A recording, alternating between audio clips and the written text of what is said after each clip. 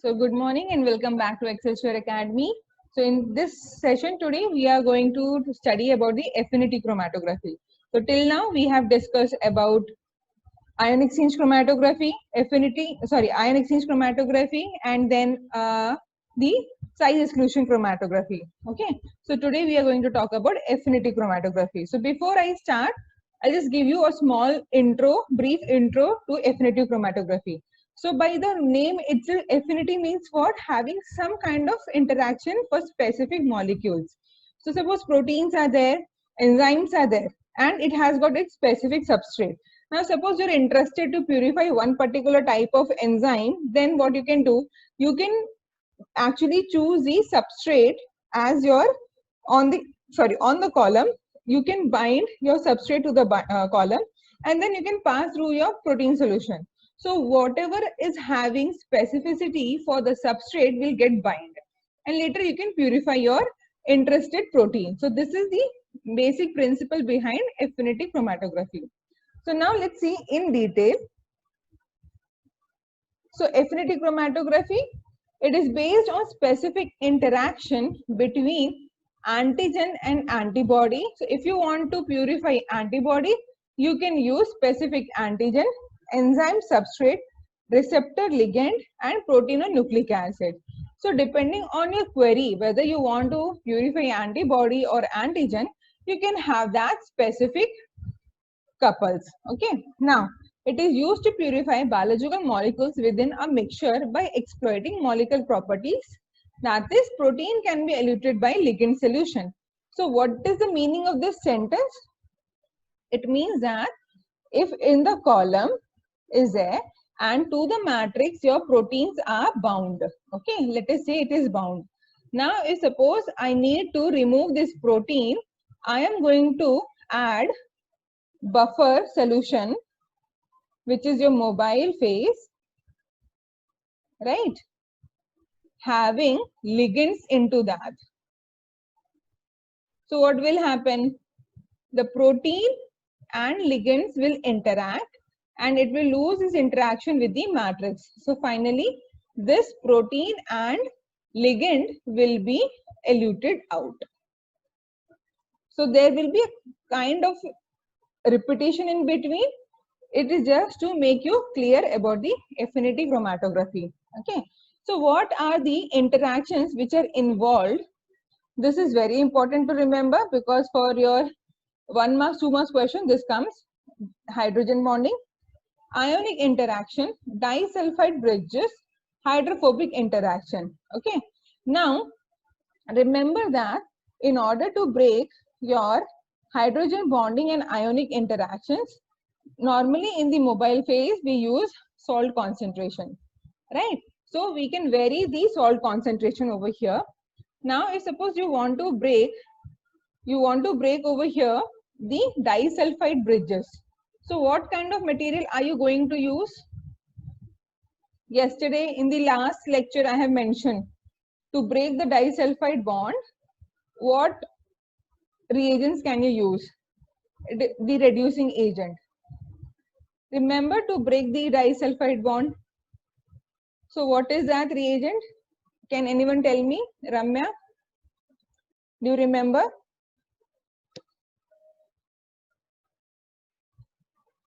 In the previous lecture, remember in the question I have asked 70 kilodalton is there, then you have got 30, 20 kilodalton when we were solving the protein molecular weight questions. So what was that reagent, reducing agent? Pallavi, do you remember?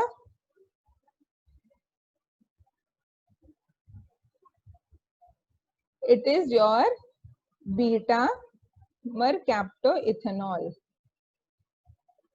Okay. So otherwise also called BME. So this is used to break your disulfide bond. So what will happen? So if the bond is like this, it reduces to SH. So you have got cysteine over here and cysteine over here. Okay. Is it clear? Yes. Now, the high selectivity of affinity chromatography is caused by allowing the desired molecule to interact with the stationary phase. So what does it mean? On the column, the stationary phase is there, the matrix is there. So usually we use agarose. It is commonly used in the research lab. Now on this agarose, your ligands are bound to which your molecule of interest binds. So in order to be separated from the undesired material which will not interact and elute first. So what is happening? So protein mixture you have added over here, and whatever proteins are there having the affinity for the ligand which is bound to the agarose matrix will remain over here, and rest of the non-interacting proteins will be eluted out. Okay. The molecules no longer needed are first washed away with the buffer while the desired proteins are let go in the presence of the eluting. So now once your column is there, you have added a protein solution. It interacts with the ligands and gets bind over there. Now what you do? You start washing the column with the buffer. Okay. So what will happen? The uninteracted proteins which are present will be washed away. So those are of no interest of us. Okay, so now the column is washed. Now what is remaining on the column? Your desired protein bound to the ligand. Okay, now to elucidate that, you can use either the competitive ligands or you can use salt gradient. Please stop me in between if doubts are there. Okay. Yes. So what is the principle behind? This is already has been discussed. So it is used to purify the molecules based on the differences in the interactions strength between the different biomolecules within the mobile phase and the stationary phase. So what does it mean? Something is bound to the stationary phase, and in the mobile phase, either you can change the pH or you can change the gradients of the salt. Like you can start from the 50 millimolar salt, then 100, then 250, as we have discussed in the case of ion exchange chromatography. Now the stationary phase is first loaded onto a column with the mobile phase containing variety of biomolecules from DNA to proteins. Now how exactly in the lab we carry out this? So your stationary phase are nothing but your agarose beads. Let us say we are using agarose beads. Okay. Now agarose beads are bound to the ligands. Now this can be done in the lab also, or you can buy directly from the company. Now what you do is you take this agarose beads, bind to the ligand. Okay. Then what you do is you take the protein, mix it, and you just do the mixing like this. Okay. So those are beads. Now what happens? You have got the column, empty column. This much small is also enough. Just pour it into that. What will happen? The proteins which are of no interest to us will elute out first, correct? And the column will get packed with the agarose beads. Now currently your agarose beads are having your bound protein also.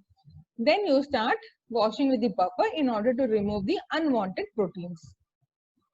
Okay, so the two phases are allowed to bind. So now your proteins are bound to the stationary phase. Then wash buffer is then poured so that the non-interacting proteins can be removed.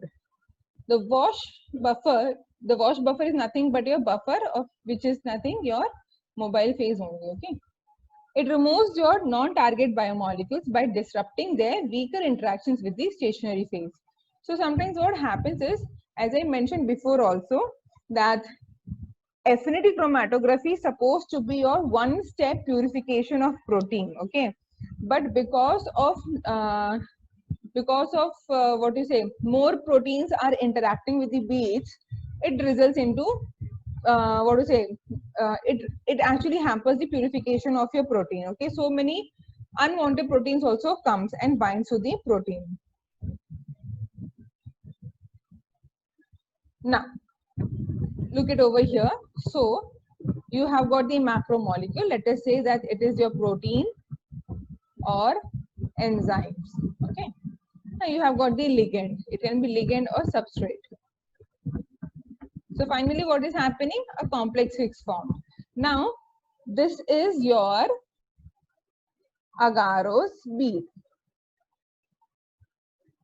to which your substrate is fixed. Okay, now when I add protein solution, the only protein which is specific for that ligand will go and bind. So this is how it will look like. Okay. So it is bound. So rest all the proteins, whatever present in the matrix, will be eluted out with the wash buffer.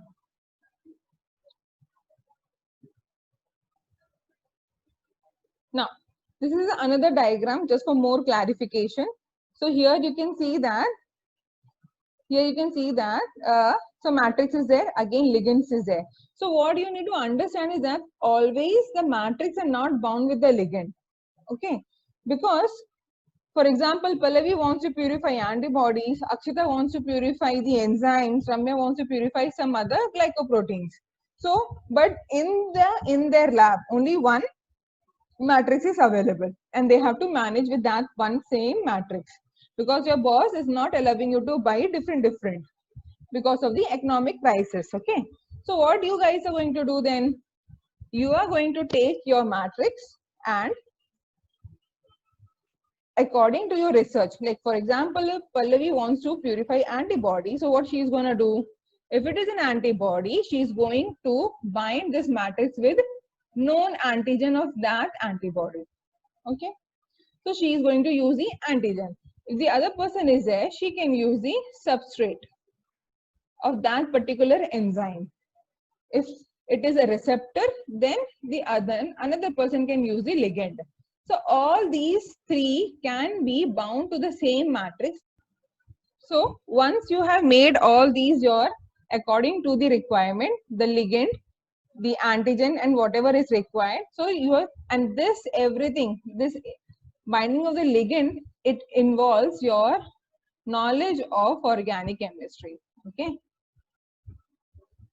And remember, I have always said to do bio, you need to know your physics, chemistry and maths. Okay. So finally, your matrix are bound with the ligand. If you're rich enough, your lab is rich enough, you can buy directly. Now what you have to do is, you're just going to add your protein samples over here. Okay. Now the protein is there. So your sample is there, which is having the specificity for the ligand. It is going to bind.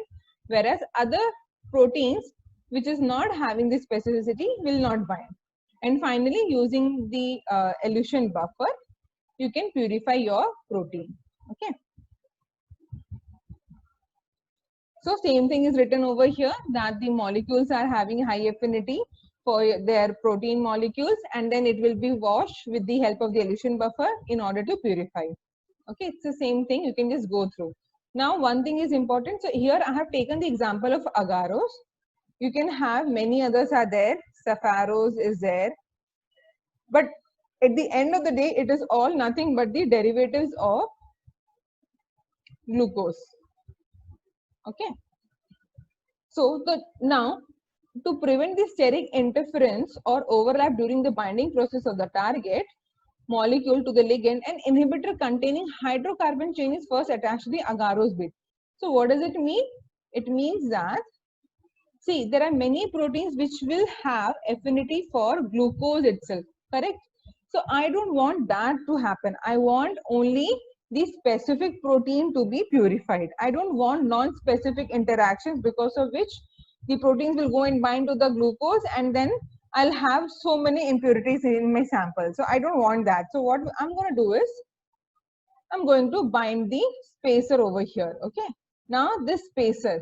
So remember, now I was telling about the matrix plus the ligand, right? Now between the matrix and the ligand, there is something called spacer. So here you can see a spacer is there. So this is your, suppose, agarose bead.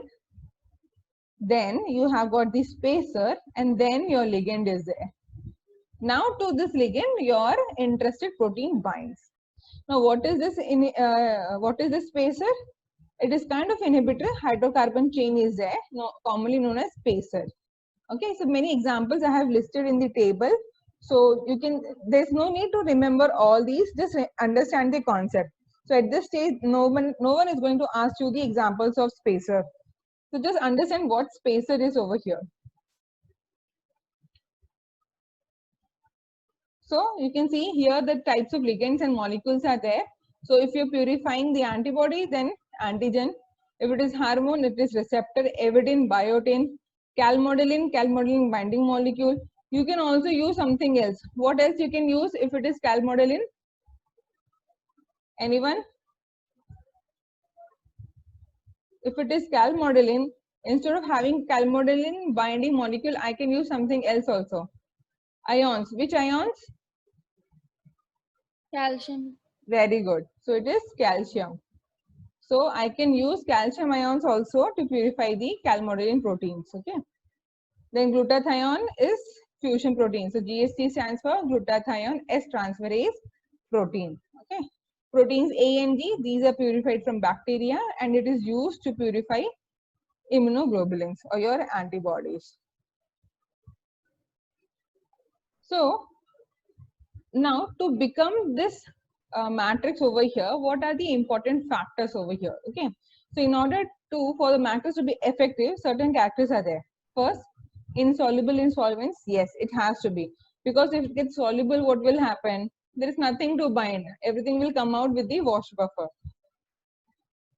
Chemically and mechanically stable. It means it shouldn't react with the proteins which are present. So it has to be inert. And this is the same property for each chromatographic technique.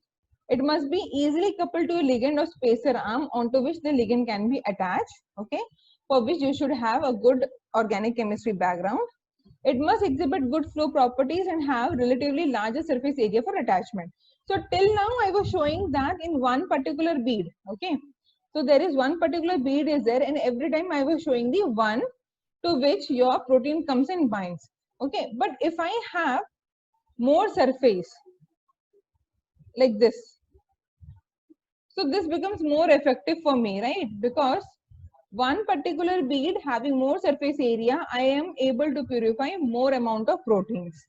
So it should exhibit good flow properties and have good surface area for attachment.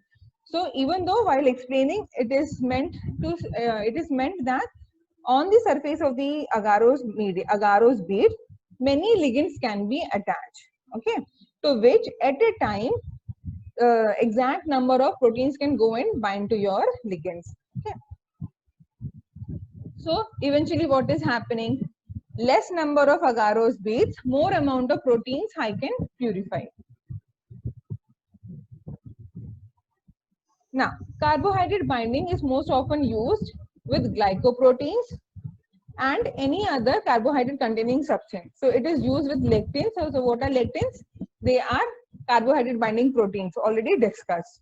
Now glutathione is used when you're purifying the GST tagged recombinant proteins. Now what do you mean by recombinant proteins?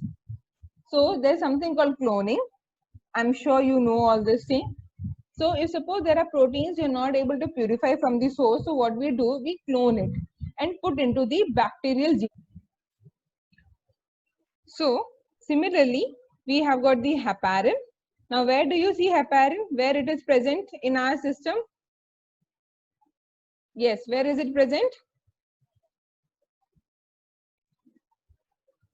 In the, yes Pallavi, where is it present? It is present in your blood clotting system, right?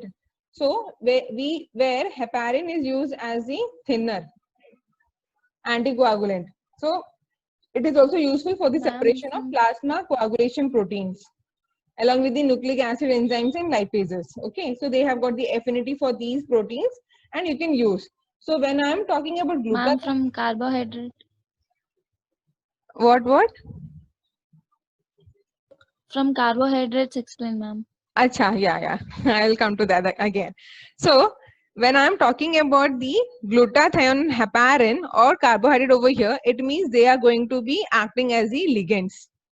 Okay, and rest all will be your proteins. Now in the case of this lectins are what? Glycoproteins. That means they are going to bind to the carbohydrate. So one example I'll give you. It is called con A. Or full form is concanavalin A. Okay, so it has got affinity for your mannose and glucose. Okay, now if suppose you want to purify this particular protein, so what you can do, on your column you can have glucose and mannose attached to which this protein can bind. Now when you want to elute out, So what kind of mobile phase you should use? Any idea?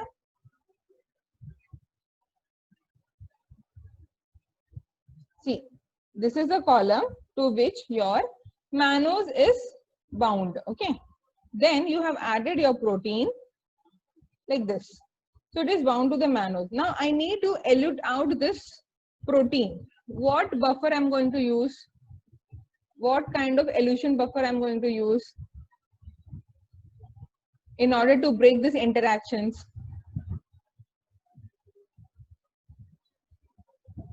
Mess buffers. Huh? What, Pallavi?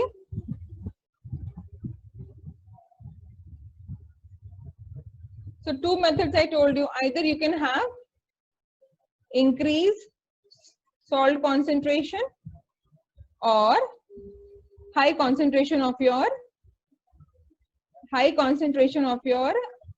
sugar itself, because this sugar is not going to be getting detached. So what you can do when it is having the interaction like this, so you can add more amount of mannose over here. So this will undergo competitive fighting. So this protein will tend to bind with the other mannose, and this mannose which is attached to the column will remain empty, and then you can elute out. Clear? Is it clear? No? I'm going to repeat once again. Okay. See, you have got the column to which your mannose are present. Okay.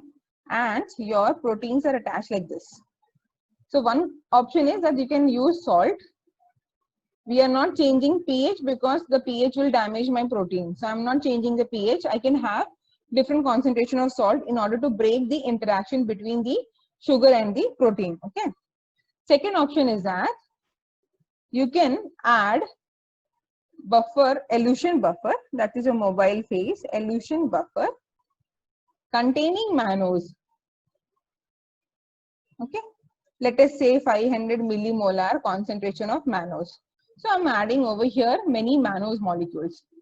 So what will happen? There will be a competition for the binding site. So this protein will get removed from here and bind over here. This will come here and bind over here. So now they are not fixed onto the matrix. They are free, but they are again still bound with the mannose. So what will happen when I add the buffer? So when all these buffers are added, so protein will come out as like this. So proteins will be like this in my solution. Okay. Now it is clear. Is it clear? Proteins Yes, will come out with along with mannose, ma'am. Yes. Okay. Okay, ma'am. So it is used for purification of antibodies from blood serum also. This is immunoaffinity. So whenever we talk about immuno, always it is about the antibodies and antigen. So you can use the same technique, same application of affinity chromatography in the case of antibodies. So then it will be called as immunoaffinity chromatography. For example, if an organism is immunized with GST fusion protein, so usually we use rabbit, it will produce antibodies against this fusion protein. So finally what I can do is I can use this tag in order to purify the antibodies.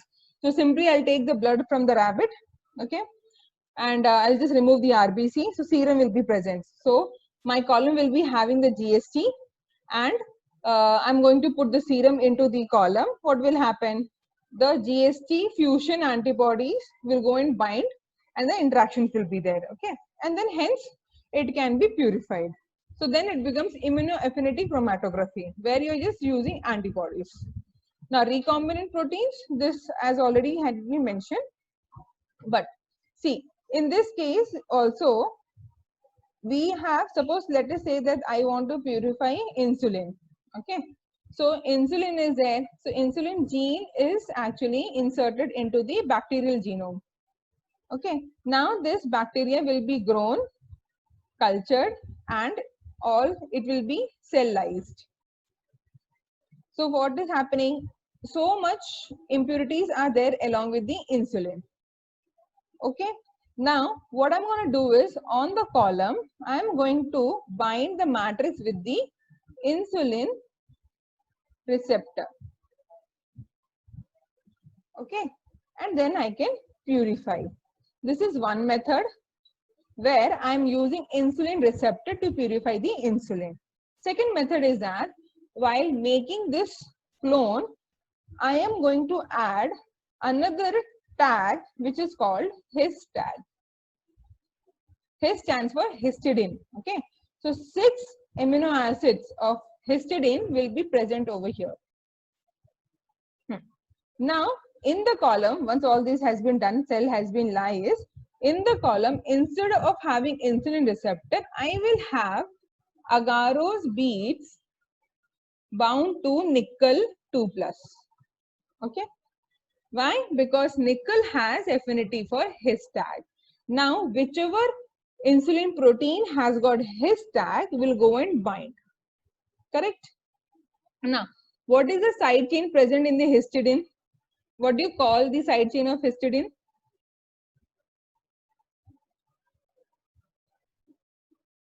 I told you to study the structure. It is called imidazole ring. Okay. So in the histidine, you have got the imidazole ring. Now, in the column, protein containing histidine tag is bound to the nickel, which is bound to the agarose. So it becomes like this. Agarose beads are there, to which you have got Ni2+.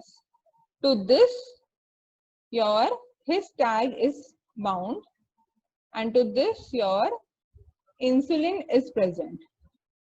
Okay. So in the column, it is present like this. Now, what I want is to break this connection. Okay. So the interaction between nickel and his tag I need to remove. For which what I'm going to do is I'm going to add imidazole buffer. Now why imidazole? Because nickel is interacting with the imidazole ring of the histidine. So when I add more amount of or more concentration of imidazole, what will happen? Nickel will go and bind to this imidazole, leaving your his tag and insulin free. So now finally this will be eluted out.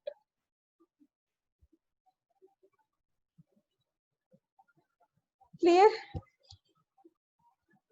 Or getting confused?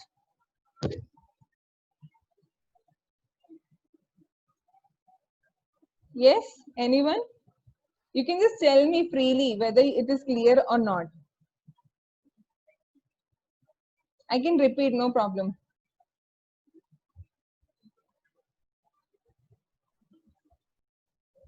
So that was all about the recombinant proteins. Similarly, this is the same thing which I have just mentioned. So you are going to have the histidine, hexahistidine. It means 6 amino acids residues. Histidine are used. In case of glutathione, it is glutathione S transferase enzyme. And if you have got the maltose, then maltose binding proteins are there. Now for histidine, it has got affinity for nickel, cobalt, zinc, copper and ions. So basically in the research lab, nickel is being used because it is easy to interact the nickel with the agarose beads. Okay. And then for the elution, excess amount of compound are able to act as metal ion ligands such as imidazole is used. So this is just what I have just explained now. Okay. Now you suppose this is certain examples have been given because as example they come for the exam. For example, alkaline phosphatase. So alkaline phosphatase, from the word itself it's clear, it is used during your transcription translation. Phosphatase, it removes the phosphate group. Okay. Now, alkaline phosphatase can be purified from the E. coli. It can be purified from the E. coli using DEAE Cellose matrix. So what is DEAE Cellose matrix? Anion exchanger. Very good. It is anion exchanger. To be precise, weak anion exchanger. Now, So it means that the matrix is going to have positive or negative charge. In the column, the matrix is Positive. very good. So it is going to have the positive charge. So alkaline phosphatase, it has slight negative charge, allowing it to weakly bind to the positively charged amine groups in the matrix. So finally, you can remove this enzyme with the help of the higher salt concentration. So as I mentioned, whenever it is ion exchange, you can use salt gradients to break the interactions. Okay, and hence you can purify. So here you can see that both the application of ion exchange as well as affinity is coming over here. Then immobilized ligand. So already this has been mentioned. So when you are purifying certain hormone receptor, then hormones can be immobilized on the matrix. For antibody, antigen or hapten can be used as ligand. For enzyme, substrate, inhibitor, cofactor, anything can be used. Now this is what is important, the spacer about which I was talking about. So it helps in preventing the interference. Okay. The optimum length of this spacer has to be around 6 to 10 carbon atoms or equivalent, and it is used for small immobilized ligands. Example of spacer is 1,6-diaminohexane and 6-aminohexanoic acid. Okay. So even if you remember one or two names of the spacer molecule, it's fine. So what is spacer? This is your beads over here. It's a bead over here, and this is your ligand. So the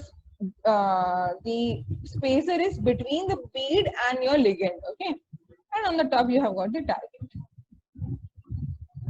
So that's all about the spacer. Then examples are there. So out of which, so these are the few examples of which you, if you remember 2, 3, cyanogen, this one, and imidazole. If you remember these also, it's enough. Okay. So matrix with their ligands and the coupling agent. So what is this coupling agent? This is helping in making the spacer. Okay. So there are many are there, but we are not that much interested, because for us as a biologist, as a biology researcher, for us agarose, one same spacer, the ligands are enough. Okay, because basically we are going to work with the antibodies or enzymes or proteins only, right? So we don't need that much of organic chemistry to be learned. So this is again the same thing, the selection of the ligand. Now how do you select the ligand for which you want to purify your protein? So it should be specific, reversible binding. Now why it should be reversible? Because after the protein binds to the ligand and it is eluted out, I want that ligand to be removed. I want free protein, and that's why it has to be reversible. I don't want permanent covalent linkage between the ligand and the protein. So that's why it has to be reversible. It must have chemically modifiable groups that allow it to be attached to the matrix without destroying the binding activity. Now, sometimes what happens is, if you don't have the good knowledge of chemistry, what happens is you have got the column. Okay. Now, the ligand is supposed to be looking like this, so that your protein can go and bind like this. What happens? What if the ligand goes and bind like this? And over here you have got the matrix. So what will happen? The protein will not identify the ligand and it will be wasted in the wash, because it is not having the specificity for this region. So the binding of ligand to the matrix in the correct direction is also important. It shouldn't destroy the binding activity of the ligand molecule. Okay. So we need good knowledge of little chemistry so that our ligands are bound to the matrix in the correct order. So these are the commonly used ligands. So as I mentioned about the concanavalin A, affinity for glycoproteins, polysaccharides, calmodulin proteins, avidin biotin. Little repetition is there because I just got the information from different sources and combined together. Now this is a procedure. So all this, whatever I have mentioned, just given in the stepwise over here.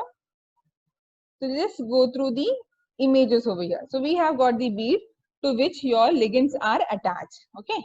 Then you add your protein solution having different types of proteins available, of which your interested protein goes and binds to the ligand.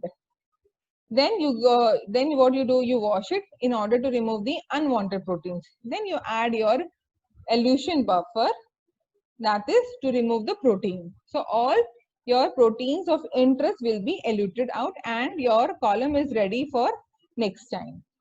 Okay. So finally, just to summarize. So on the column, you can see beads are there, spacer is there, then you have got the ligand to which specific your proteins are going to bind. Okay, can you see? Over here, they have shown the proteins bound. Then you're going to wash to remove the unwanted proteins. Then finally, elution in order to show you the interactions. Finally, your interested proteins is eluted out. Okay. So more and more you write, it will be clear. So chromatography is something like, math. If you draw and practice, it will be cleared in your head.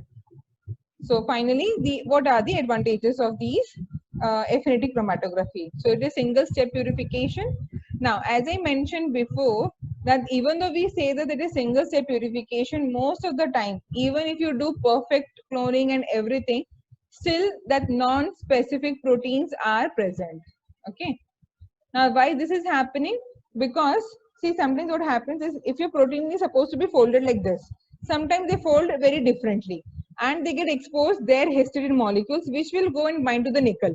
So what is happening? Even though that protein is not of my interest, still it is binding to the column. It's just because certain proteins are getting misfolded and hence I see non-specific binding over there. So even though we say single step, most of the time 1 or 2 impurities are always present. Now, how to remove such impurities? Finally, if suppose 1 or 2 are still left, you can go for size exclusion chromatography. So the difference in the molecular weight will help in removing the impurities.